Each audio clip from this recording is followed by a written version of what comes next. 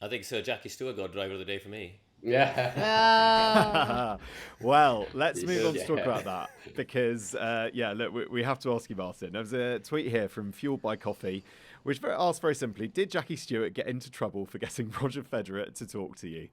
Come on, let's hear it. I don't know. I mean, what a legend! 83 years old. I happened across him at the front of that sort of rope. It's like it was sort of like trying to get into a dodgy nightclub, wasn't it? The pair of us, we had no chance. We had the wrong dress code or something. I don't know. And I found that whole procedure a little bit weird on the grid, but yeah. So I there were so many people around, and I particularly wanted to talk to Roger. As I got to the front there, and I just happened to say to Jackie, he's like, "Do you want to talk to him then?" I said, "Yeah." Well, I'll get him. I'll get him, And then he sort of jumps He's under so the good. robe, and now there's 3 people running after him, and I'm like, oh my God, I've just gotten Jackie Stewart thrown out of this place, and we've both been thrown out of better places than that, and it was hilarious, really. Then I started to panic a little bit, if I'm honest. I'm like, no, he's 83. I don't need him over there risking himself just for an interview. So he was great, and I, that's a true mate, isn't it? When they go the extra mile for you like that. I think what a lot of people don't realize is Jackie's seen Martin's side of the fence. He used to cover Formula 1 for many. I mean, there's a book on my shelf up there called Faster, which I highly recommend. It's Jackie's diary from 1970, the year after his first World Championship. Now imagine this: he is the reigning Formula 1 World Champion, right? And he goes off to cover races in America as a reporter, as a journalist, as a reigning world champion while also racing in F1. Is completely mad when you think about it. But so Jackie's seen this side of the fence. He's seen how tricky it is to be a broadcaster and cover things out on the grid. He is a national treasure which needs to be protected at all costs. Sometimes from himself. It was just brilliant. Yeah, from himself. And that's the thing. We offer him protection. He doesn't need it. You can't beat up Sir Jackie Stewart. That might be my most famous line in commentary, actually. But everybody's got a job to do on the grid and to put some control function into it, including me, trying to get some interviews or what have you. So You're the one who spends it out of control, Martin. yeah, I know. Tell me, Mark, what are the anxiety levels like? Because I could hear you saying, I've got 30 seconds, I've got 15 seconds, all this hard work from Sir Jackie.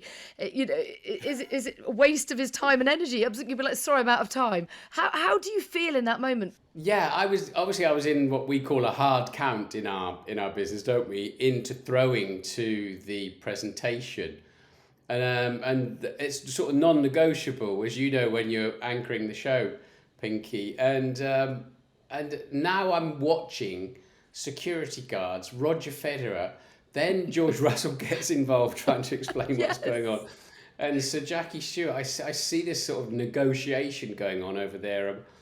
And literally, my count in my ear just finishes as Federer turns around and walks over, escorted by Sir Jackie. So I thought, well, I've got to talk to him now. But I think we got away with it somehow. But huge amounts of anxiety level. That's why I've never watched the damn things.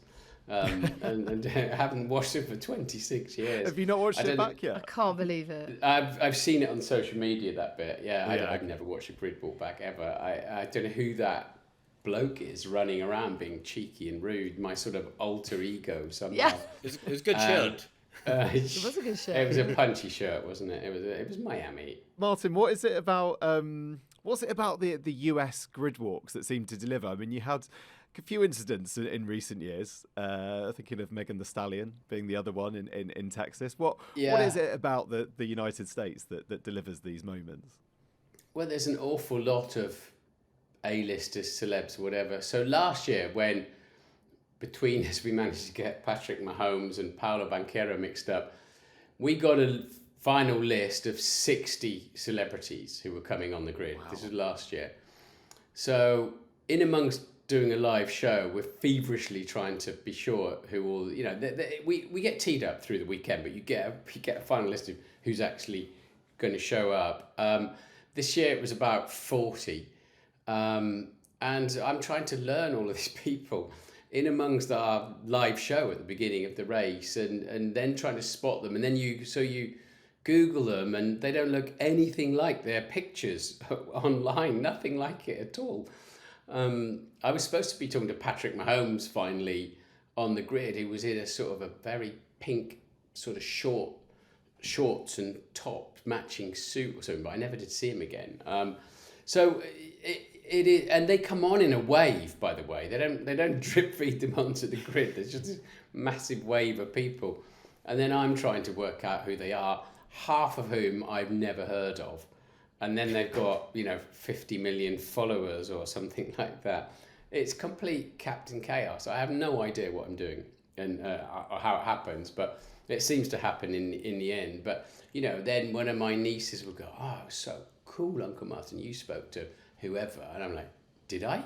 Oh, right. It's like, honestly, See, there's the jeopardy I'm talking about, Mark. it's out That's of what we control. need.